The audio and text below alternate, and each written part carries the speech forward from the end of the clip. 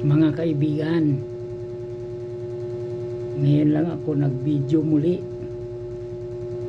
dahil busy tayo. Mga kaibigan, mayroon lang akong iparitan sa iyo na bagong vision ko.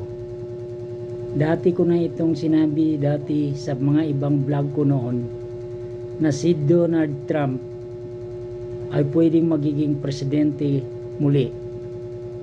Pero nakita ko na ang pagka-presidente niya o pwedeng 3 hanggang 4 na buwan lamang mula noong January 20. May mga pangyayari na hindi maganda kay Trump at ang mangyayari na yon pumapabor naman sa isang babae na dating katunggali niya sa pagka-presidente nitong year 2024. Ito'y walang iba kung hindi si Kamala Harris.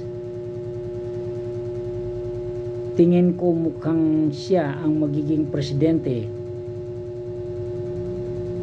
ngayong taon na ito, bago magkalahati yung taon. Pero kapag magiging presidente rin yung babae na yon, napakatindi ang mangyayari sa buong mundo. Pero talagang hindi talaga maaawat dahil tingin ko mawawala si Trump sa kanyang tungkulin bilang presidente ng Amerika. Pero 3 hanggang 4 na buwan lamang ang tagal ni Trump sa kanyang pagka-presidente. Tiyak papalitan siya ng babae na yun na dati niyang katunggali sa pagka-presidente ng Amerika. Ito'y bago magkalahati ng taon. Mga kaibigan, kaya ko lang inano sa inyo ito dahil pangatlong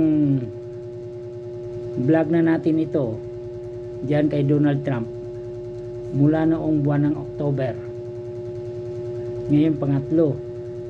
Kaya mga kaibigan, huwag niyo kalimutan i-subscribe naman ako dito sa bagong video natin. Maraming salamat mga kaibigan ko.